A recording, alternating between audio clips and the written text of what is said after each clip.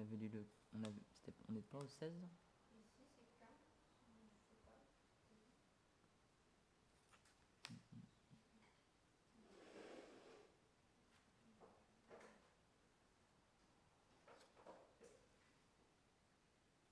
Attends, Non, il avait lu le verset 14.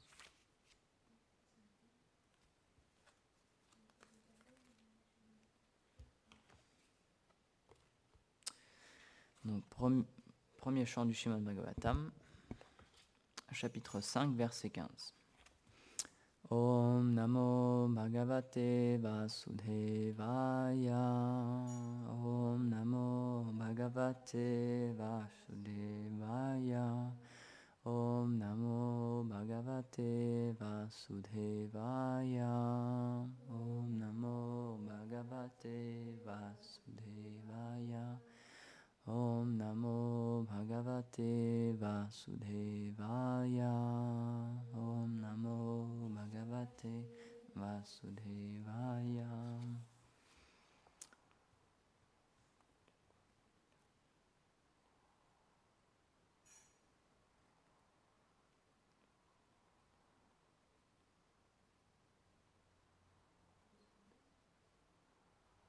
Jugupsitam dharme krite nu sasatam. Jugupsitam dharme krite nu sasatam. Svabhava raktasya mahan vyatikrama. Svabhava raktasya mahan vyatikrama. Yadvakyato dharma itatarasthitom. Yadvakyato dharma itatarasthitom. Namanyate tasya nivaranam jana. Namanyate tasya nivaranam jana. Traduction. Tu es le meneur de la société spirituelle.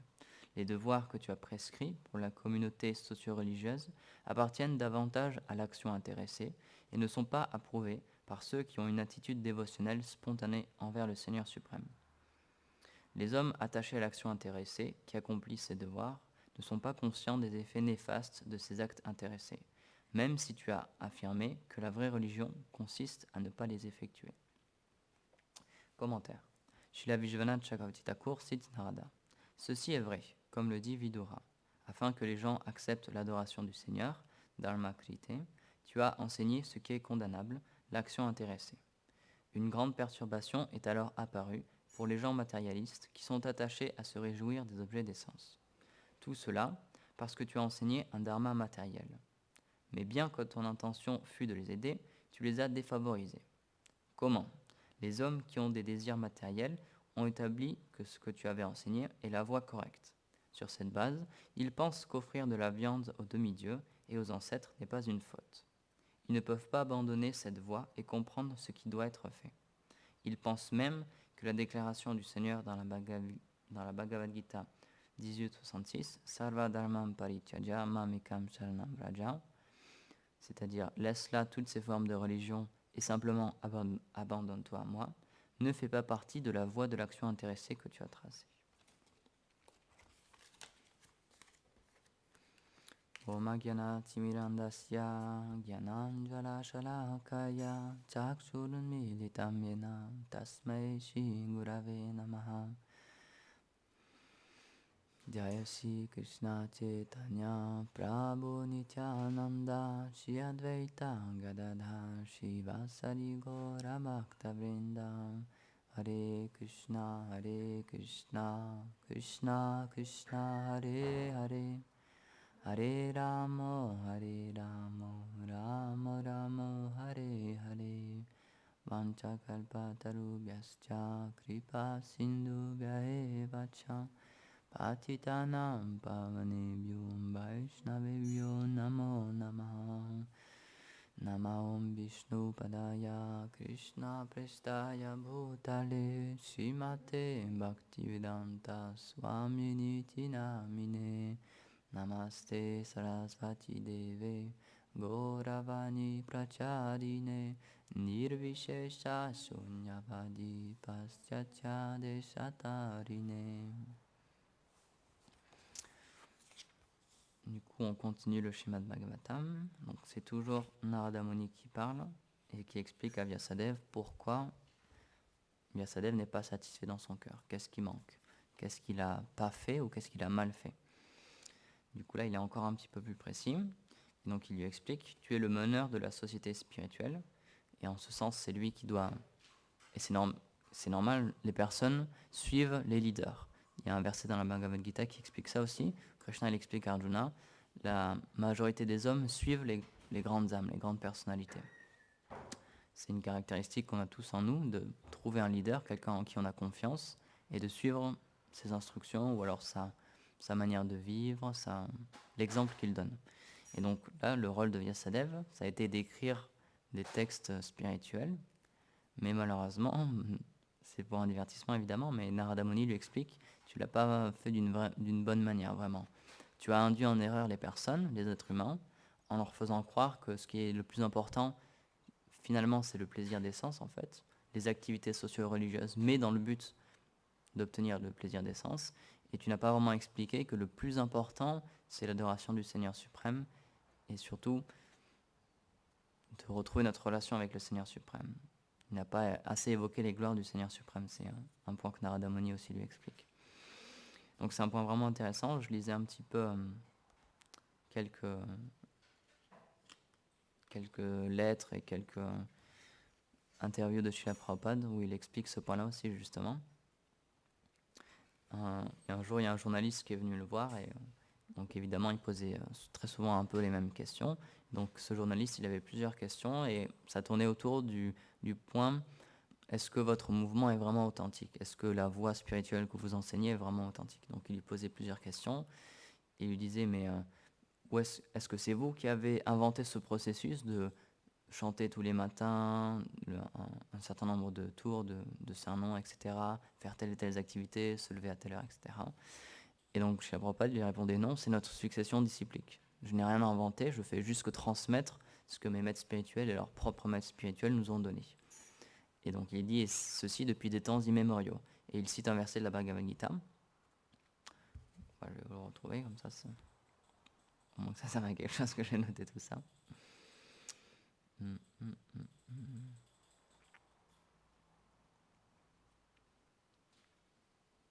C'est le verset 9-14 où le Seigneur explique qu'il faut toujours chanter ses gloires et qu'il faut l'adorer, etc. Et il dit c'est ce que les grandes âmes font. Elles sont constamment en train de m'adorer, de penser à moi et de chanter mes noms. Et donc il lui dit, vous voyez, c'est même écrit dans la Bhagavad Gita, qui est très ancienne, donc nous on n'invente absolument rien, c'est juste un processus autorisé, on ne fait que répéter.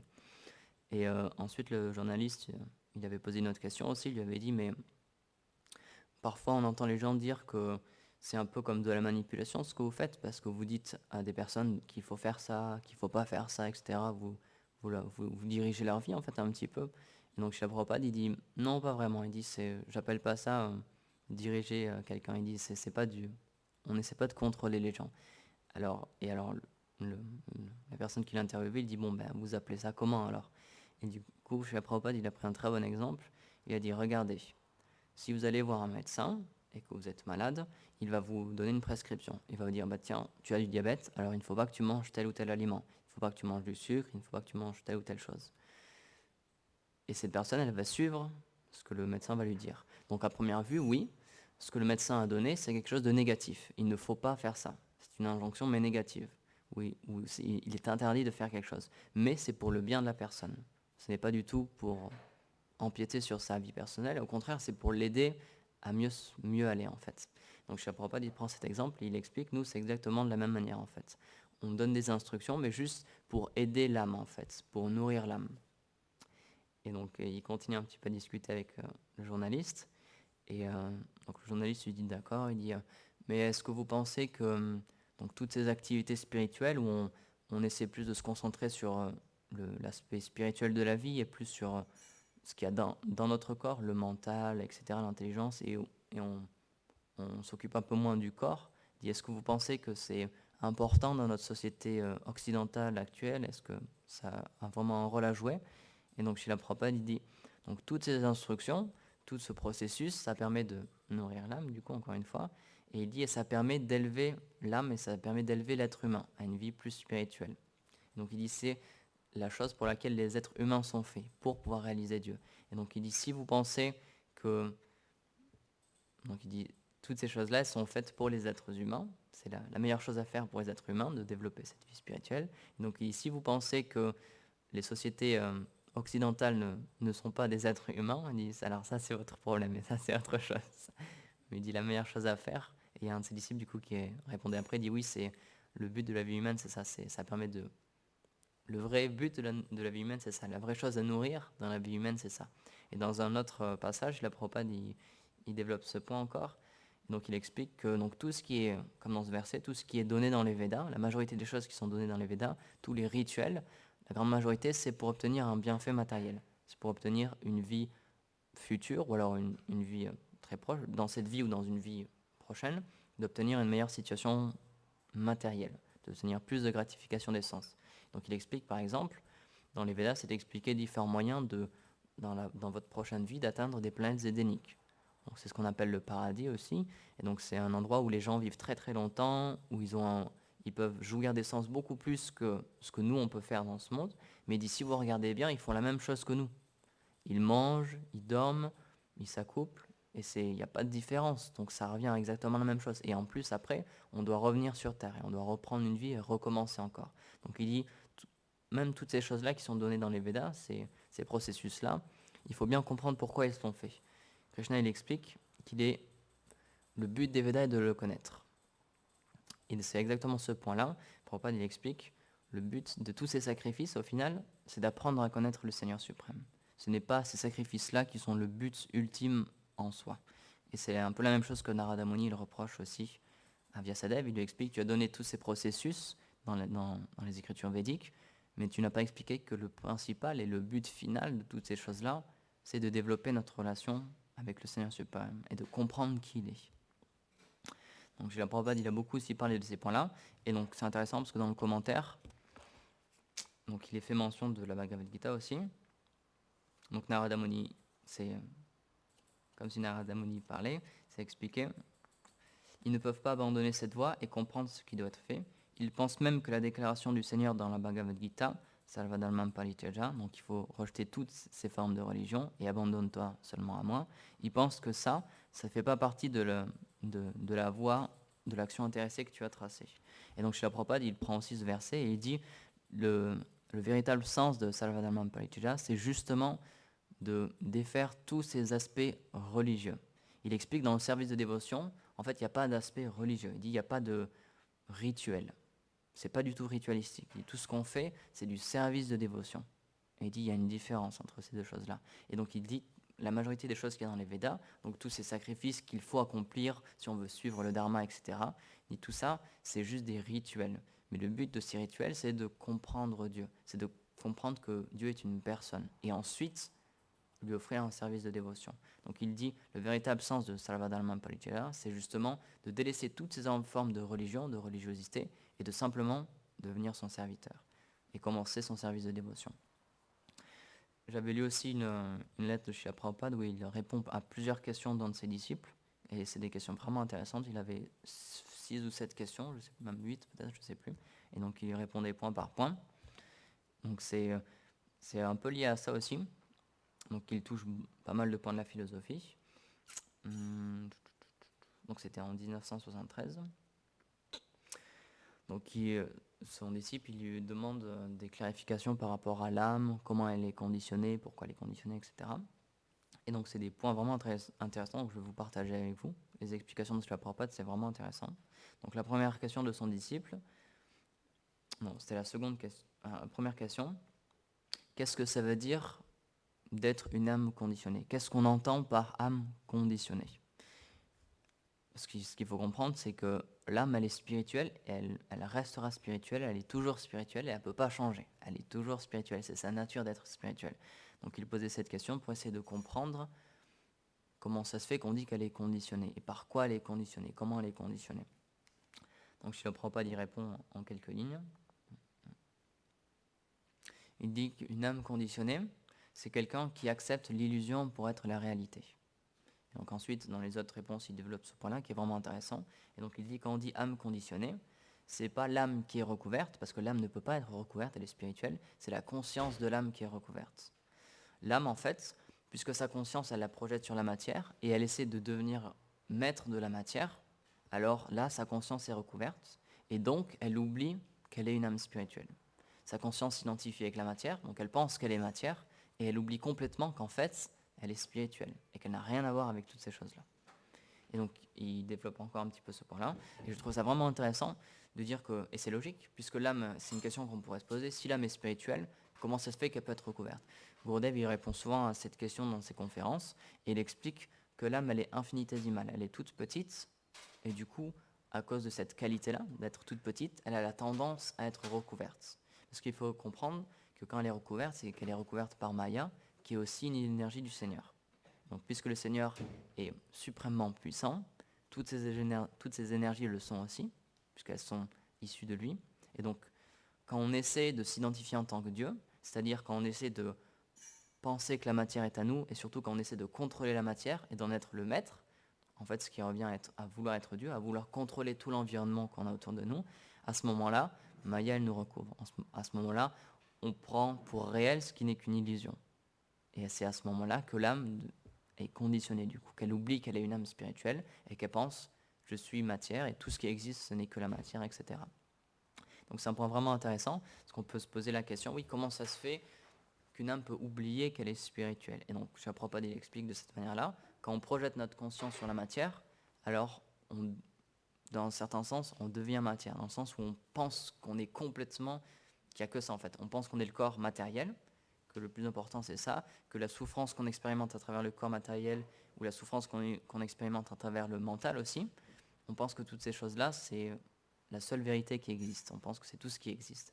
Alors que la spiritualité, justement, ça permet de se projeter à l'intérieur et de découvrir qu'on est différent du corps. Donc c'est pour ça que Srila Prabhupada, il expliquait ce point très souvent. Il dit, il faut comprendre qu'on n'est pas ce corps. Donc c'est un point vraiment, vraiment essentiel de notre philosophie. Et à partir de là, si on comprend ce point-là, donc là, la vie spirituelle commence réellement. On comprend que ce qui est le plus important, c'est pas les activités qui satisfont nos sens, mais c'est plus quelque chose qui nourrit notre âme. Et donc il explique aussi ce point-là. Donc il dit que les différents modes de la nature matérielle, c'est ça en fait qui permet à l'âme soit d'oublier encore plus, soit de se rappeler qu'elle est une âme spirituelle. Il dit en fait les modes de la passion et de l'ignorance, ça fait encore plus oublier à l'âme qu'elle est spirituelle. Et ça l'identifie encore plus avec la matière, à être, entre guillemets, quelque chose de matériel. Alors qu'il explique que la vertu permet de se hisser plus sur une vie spirituelle. Et ensuite il explique, et l'association avec les purs dévots, c'est encore plus puissant. Il dit ça permet vraiment, vraiment d'être d'être très fort dans notre vie spirituelle.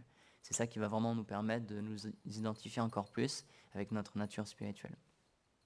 Donc il partage ces points-là et il reparlait encore un petit peu du dernier verset de la Bhagavad Gita qu'on a lu, d'une autre manière un petit peu. Donc il parlait des lois universelles, parce qu'il y a un des dévots qui lui demandait à propos du dharma, quelle est l'activité à effectuer en tant qu'être humain, etc. Et donc Srila Prabhupada il prend l'exemple des lois. Alors, il dit qu'en fait, le dharma, c'est ce que Dieu dit. C'est les règles que Dieu a édictées pour ce monde. Et donc il dit, le problème, c'est que dans notre société et dans notre vie en général, on a créé notre propre dharma. On a créé notre propre règle de conduite et notre propre vie, en fait. Notre propre manière de vivre. Et donc il explique, on peut faire ça, mais c'est un peu comme si on prend l'État et la maison. Par exemple, dans votre maison, chacun a des lois, chacun a des règles, des choses à faire, à ne pas faire, qui sont vraiment que pour cette maison, parce que c'est nous qui les avons édictées. Mais l'État, on peut considérer comme une grande maison, lui aussi il a ses règles. L'État il édicte ses règles et tout le monde qui habite dans l'État doit les suivre. Et donc par exemple, un exemple classique qu'on prend, que les Vaishnavas prennent souvent, c'est l'exemple des feux rouges. Dans le code de la route, c'est expliqué que quand un feu est rouge, un stop, il faut s'arrêter. C'est la loi, il faut s'arrêter. Et si on ne s'arrête pas, on enfreint la loi, donc là on en récolte des conséquences.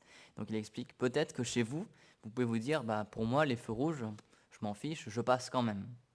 Mais malheureusement, cette loi-là, elle existe chez vous, mais aux yeux de l'État, cette loi n'est pas valide. Elle existe que pour vous. Donc il dit c'est un peu la même manière.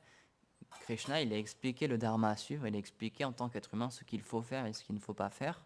Il y a toute la loi du karma qui est mise en place, etc. Action-réaction. Et donc le problème, c'est qu'on a créé notre propre dharma et notre propre code de conduite. Et c'est un peu pour ça qu'on est perdu aussi. Donc il développe encore un petit peu ce point-là. Et donc il demande de trouver un verset de la Bhagavad Gita. Donc c'est le chapitre 2, verset 53. C'est expliqué, quand ton mental ne sera plus dérangé par le langage fleuri des Védas, et quand il restera fixé dans la transe de la réalisation du soi, alors tu auras atteint une conscience divine.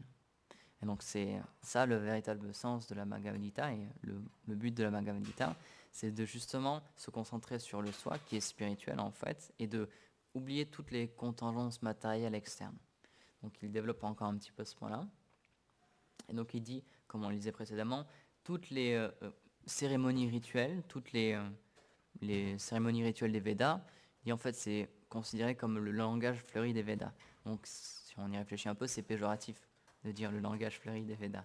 Ça veut dire que c'est bien beau, c'est bien écrit, mais il y a autre chose derrière. C'est pas vraiment on peut, à première vue, quand on le lit, donc ça paraît très fleuri, ça paraît très joli, parce que c'est pour ça que ça peut perdre les gens, parce que dans les Védas, parfois, c'est expliqué le but de la vie humaine, c'est de faire telle ou telle chose, ou le sacrifice le plus important, c'est telle ou telle chose.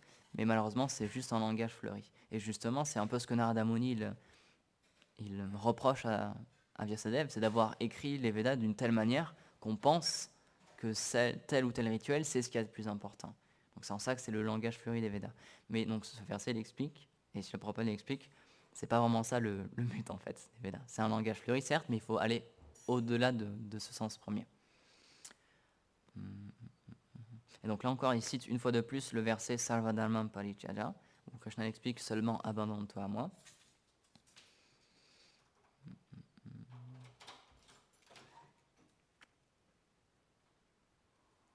Il y a même un verset du Śrīmad Bhagavatam, donc c'est 3e chant, chapitre 33, verset 7, qui explique quand on effectue le service de dévotion, quand quelqu'un devient un pur Vaishnav, donc un Vaishnav le plus élevé, alors c'est considéré qu'il a atteint et qu'il a effectué tous les rites sacrificiels et tous les sacrifices qui existent en fait et qui peuvent exister dans les Védas. Donc c'est vraiment un point vraiment intéressant, et c'est en ce sens-là que ce verset, justement, où Krishna dit abandonne toutes les autres formes de religion et tous les autres rituels, c'est en ce sens-là qu'on le dit, c'est que si on effectue du mieux qu'on peut et parfaitement en fait notre service de dévotion, alors en fait c'est comme si on accomplissait tout le reste. C'est comme si on accomplissait tous les Védas. Et donc c'est en ça que le Bhakti Yoga, le service de dévotion offert au Seigneur suprême, il est supérieur aux autres voies, parce que c'est comme s'il les comprenait toutes. Les Vaishnavas prennent souvent cet exemple, c'est expliqué que si on arrose un arbre à sa racine, alors tout l'arbre en bénéficie. Il n'y a pas besoin d'arroser chaque branche ou chaque feuille. De la même manière, c'est expliqué que Krishna, puisqu'il est l'origine de la création, et donc puisqu'il est l'origine des demi-dieux, etc., si on offre un sacrifice aux demi-dieux, alors en fait, le moyen le plus simple de faire cette chose-là, c'est d'offrir un sacrifice directement à Krishna. De la même manière, c'est expliqué que c'est une faute d'offrir un sacrifice aux demi-dieux ou alors d'adorer les demi-dieux en pensant qu'ils sont égaux ou supérieurs au Seigneur suprême. Et inversement, si on adore le Seigneur suprême, alors c'est comme si on accomplissait parfaitement tout le service qu'on pourrait offrir aux demi-dieux. Et si on creuse encore un petit peu, c'est expliqué dans les Védas qu'en fait on a une dette. Quand on prend naissance, on a une dette. On a une dette envers nos parents, parce que c'est eux qui ont fait des efforts pour qu'on puisse naître, et tout au long de notre vie, c'est eux qui vont nous nourrir, etc. On a une dette envers notre maître spirituel, envers nos divers enseignants, on a une dette envers nos ancêtres, on a une dette envers différents dévas, le déva du soleil, etc., parce que c'est lui qui nous donne l'énergie, la nourriture, etc. Donc c'est expliqué vraiment en détail, je ne me rappelle plus exactement, mais il y a énormément de dettes qui sont contractées. Simplement par le fait de prendre naissance, on a une dette. Et malheureusement, comme c'est logique, si on ne paye pas cette dette, on va devoir en récolter des fruits. Donc c'est des lois qui sont universelles, c'est ce qu'on appelle le dharma du coup, et les Vaishnavas ils prennent cet exemple, qu'on le sache ou non, le feu il brûle. Et en français, j'avais discuté ça avec des dévots, en français il y a aussi cette loi qui est dit « nul n'est censé ignorer la loi ». Si jamais vous enfreignez la loi, et qu'on vous amène en tribunal pour ça, et que votre excuse, et qui est réelle, hein, votre excuse c'est je ne savais pas que c'était une loi, que je ne pouvais pas l'enfreindre, ça ne marche pas. Vous ne pouvez pas être défendable sur ce point-là. C'est absolument pas compté. Parce que justement, le point principal, c'est que nul n'est censé ignorer la loi. Et en fait, tout le monde accepte ces choses-là dans nos sociétés, mais personne n'accepte le fait qu'il y a des lois universelles et qu'on n'est pas censé les ignorer aussi. Pourtant, c'est exactement le même principe. Donc de la même manière, qu'on le sache ou non, on a tous une dette quand on prend naissance, et si on ne la paye pas, malheureusement, on va devoir en souffrir. On va devoir en récolter des fruits négatifs. Et donc, les Vaishnavas, justement, ils n'ont pas besoin de payer cette dette à chaque demi-dieu, etc., etc. Ils n'ont pas besoin d'effectuer tous ces sacrifices. Simplement, en effectuant le service de dévotion, du mieux que l'on peut, alors, c'est comme si cette dette était payée, en fait. Je discutais encore j'avais déjà dit ce point-là dans une classe, un dévot, il expliquait qu'il avait lu les lois de Manu, je crois que c'était, les lois pour les êtres humains, et donc c'était expliqué, en fait, entre les lignes, que si quelqu'un effectue le service de dévotion, si quelqu'un est un pur dévot spécialement, il n'a pas à effectuer toutes ces choses-là. Toutes ces choses-là, elles sont automatiquement, c'est comme si elles étaient effectuées, en fait, automatiquement. Et donc, encore une fois, c'est pour ça que même s'il a énoncé différents processus de yoga, différentes manières d'agir, l'action désintéressée offerte au Seigneur, voire même l'action intéressée dans la Bhagavad Gita, à la toute fin, Krishna il explique quand même à Arjuna au final, dans le 18e chapitre, abandonne toutes ces choses-là. Le plus important, c'est que tu me serves avec dévotion, que tu t'abandonnes à moi et que tu me serves avec dévotion. Donc il explique que c'est cette chose-là qui sera le plus important, c'est ça qui va nous permettre réellement de nous élever au-delà de notre condition simplement d'être humain. Et donc comme on l'expliquait, qu'on soit sur cette planète Terre ou alors dans des planètes supérieures, où on peut jouir beaucoup mieux d'une vie matérielle, on reste quand même dans le processus qu'on appelle samsara, des morts et des renaissances. Donc le véritable moyen de s'en sortir, c'est pas à travers des rituels ou etc. Parce que malheureusement, ça va juste nous permettre d'atteindre une situation matérielle meilleure. Donc oui, certes, elle sera meilleure, mais elle sera temporaire aussi. On va devoir la quitter un moment. Gurudev, il explique ça souvent. On peut aller sur des planètes supérieures seulement le temps de nos activités pieuses. Et quand le montant de ces activités pieuses est écoulé, alors on redescend sur la planète Terre. Et on doit recommencer encore ce processus-là. Donc c'est pour ça que Krishna explique le moyen d'aller au-delà de tout ça, c'est à travers le service de dévotion. C'est en offrant un service personnel au Seigneur suprême. Et donc c'est vraiment ça que Narada Muni il explique à Vyasadeva. Il lui explique, tu as parlé de beaucoup de choses, tu as écrit énormément de textes. Les Védas, c'est un corpus de textes extrêmement volumineux. Mais il lui dit, mais tu as égaré les gens en fait. Et à cause de ça, ils vont souffrir. C'est ce qu'il explique dans le verset.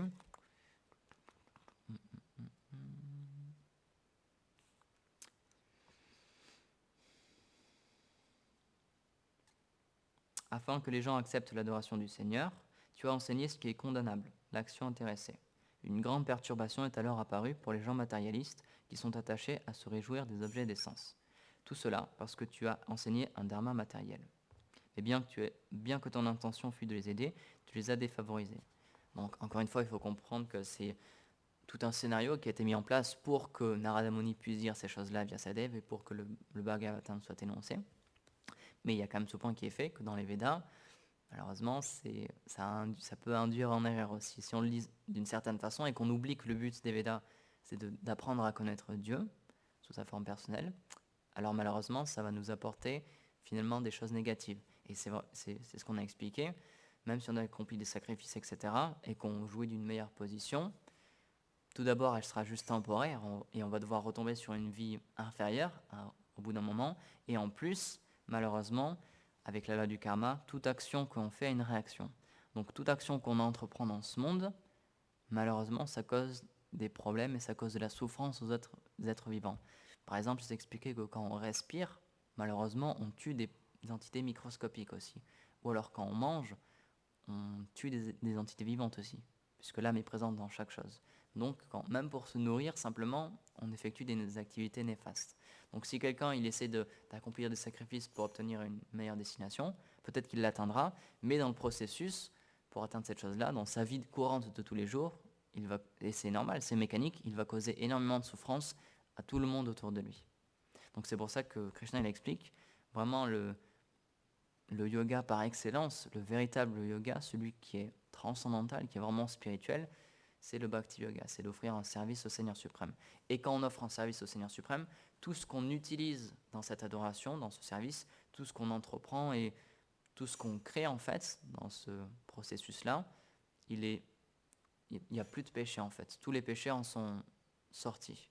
Et c'est un point vraiment intéressant. Krishna il explique que si on lui offre, donc on peut lui offrir n'importe quoi, il dit tu peux m'offrir une feuille, une fleur, de l'eau, si tu me l'offres avec dévotion, je l'accepterai. Donc déjà cette chose-là, on peut absolument tout offrir au Seigneur suprême, si c'est avec dévotion.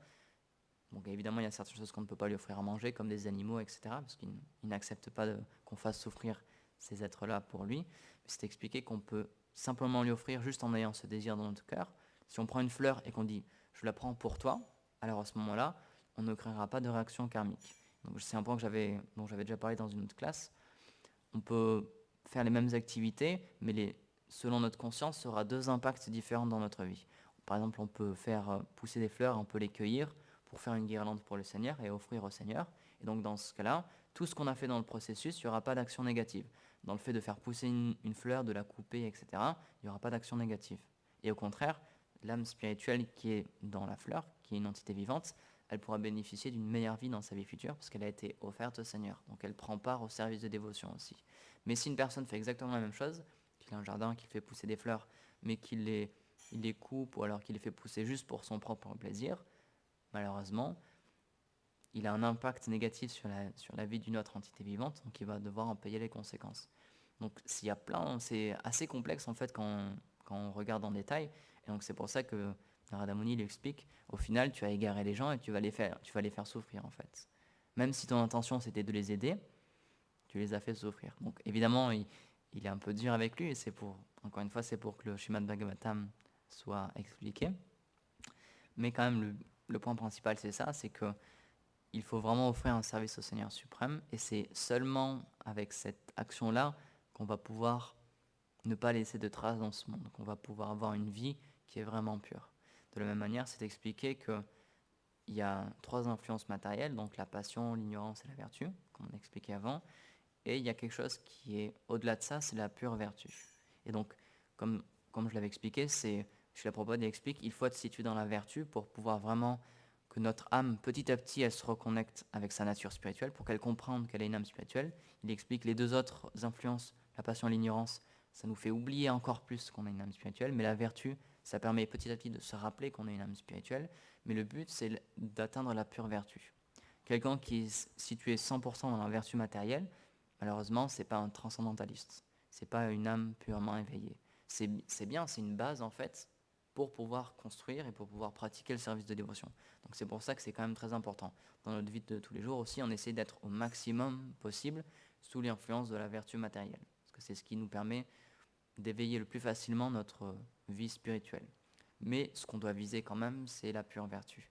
C'est vraiment comprendre et s'identifier en tant que l'âme spirituelle. Parce que malheureusement, ces trois influences, elles sont encore matérielles. Donc si on s'identifie pleinement à travers la vertu matérielle, c'est qu'on s'identifie encore avec le corps matériel ou avec le corps subtil. Gourdev il parlait de ça dans une classe. Il explique on peut ne plus s'identifier avec le corps matériel, mais on peut s'identifier avec le corps subtil. Donc il dit malheureusement, parce qu'il y a certaines pratiques spirituelles ou alors certaines pratiques religieuses qui permettent cette chose-là, de se concentrer plutôt sur le corps subtil ou alors d'avoir des expériences puissantes avec le corps subtil, mais malheureusement, c'est encore une couche matérielle. Et donc, dans sa lettre, le dévot il posait cette question à Srila Prabhupada, où il disait comment c'est possible que l'âme elle puisse vivre sans corps matériel du coup, ou même sans corps subtil. Est-ce que quand le corps subtil il est dissous aussi, est-ce que l'âme elle meurt, est-ce qu'elle perd son existence? Donc Srila Prabhupada il prend l'exemple d'un oiseau dans une cage. Il dit tu peux avoir un oiseau qui est vivant dans une cage, et si tu enlèves la cage, si tu le sors de sa cage, il va continuer à vivre, il va rester un oiseau. De la même manière, l'âme spirituelle c'est comme l'oiseau, et elle est emprisonnée dans une cage qui est un corps matériel et un corps subtil. Donc on peut dire qu'on a deux cages dans ce sens-là. Mais c'est pas parce qu'on va quitter ces choses-là ou alors qu'on va plus s'identifier avec elles qu'on va mourir. Au contraire, on va pouvoir pleinement s'identifier avec l'âme spirituelle.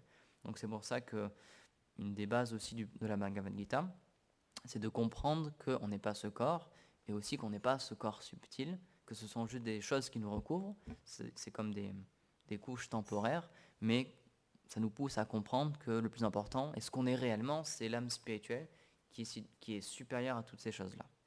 Et donc quand on comprend, comme Srila Prabhupada explique, que notre véritable problème et pourquoi on est conditionné, c'est qu'on s'identifie avec la matière et qu'on tente de se l'approprier et d'en tirer un bénéfice pour nous simplement, d'en devenir le maître.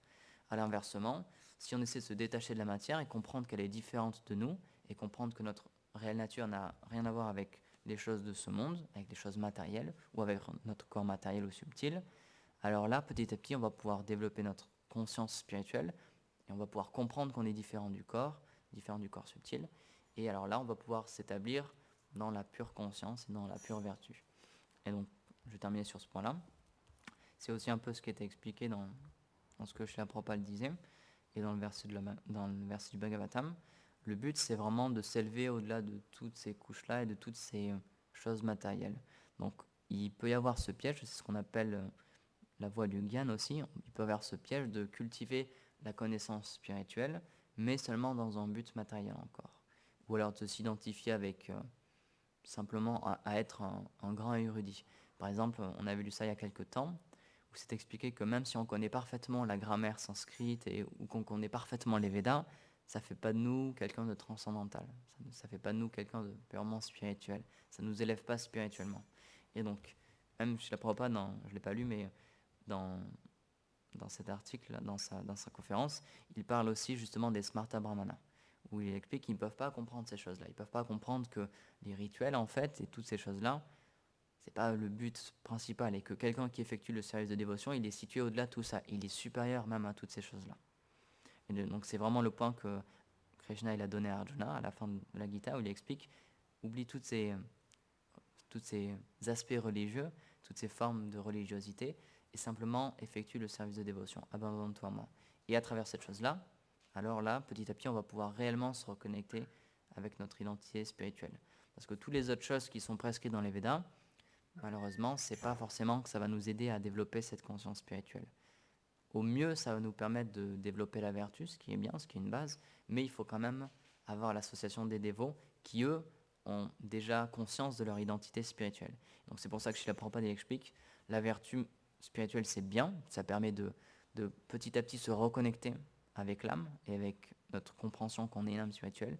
Mais il explique le mieux, ce qui est le plus puissant, c'est l'association avec les purs dévots. Parce que les purs dévots, ils vivent cette chose-là 24 heures sur 24. Ils vivent cette conscience d'être un être purement spirituel.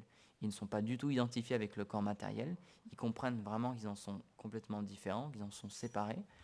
Et c'est grâce à l'association de telles personnes que ce qu'ils ont dans leur cœur pourra rentrer dans notre cœur aussi. Et donc c'est pour ça que le terme d'association est vraiment important pour nous, comme l'explique Prabhupada, de la même manière que si on s'associe avec les modes de l'ignorance et de la passion, on va s'identifier avec le corps.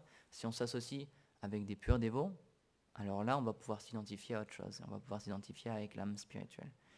Et donc, c'est pour ça que le Bhagavatam aussi, il glorifie les dévots du Seigneur, et spécialement le Chaitanya Charitamrita aussi, qui est un peu comme une suite, en un certain sens, dans la littérature Vaishnava du Bhagavatam, où les gloires des dévots sont expliquées. Donc la Bhagavad Gita, elle termine sur ce point-là, où Krishna il conseille à Arjuna, il faut que tu abandonnes toutes ces voies religieuses, que tu t'abandonnes à moi en fait, à travers le service de dévotion. Le Bhagavatam, il parle de ce service de dévotion et des gloires du Seigneur suprême en tant que personne. Donc la personne envers qui on peut offrir un service de dévotion. Et ensuite, le Srimad Bhagavatam, il parle des gloires du Seigneur, mais surtout des gloires du dévot du Seigneur. Et il y a un verset que Gurudev il aime beaucoup, il dit dans les Védas qui est expliqué que Krishna il explique quelqu'un qui pense qu'il est mon serviteur directement et personnellement, c'est pas vraiment mon serviteur. Mais quelqu'un qui sert mes dévots, alors là je le considère vraiment comme mon serviteur. Et donc c'est vraiment ce point-là. Le but du Bhagavatam, mais aussi ensuite du Chaitanya Charitamrita, c'est de mettre l'emphase sur les dévots du Seigneur, à quel point ils sont puissants pour notre propre vie spirituelle, à quel point ils peuvent nous aider, et surtout que c'est à travers leur adoration et leur service à eux qu'on va pouvoir le plus plaire au Seigneur suprême et le plus servir le Seigneur suprême. Ce sera d'abord à travers ces dévots. Donc voilà, est-ce que vous avez des commentaires ou des questions? Jai Srimad Bhagavatam ki Jai Srila Prabhupada ki Jai.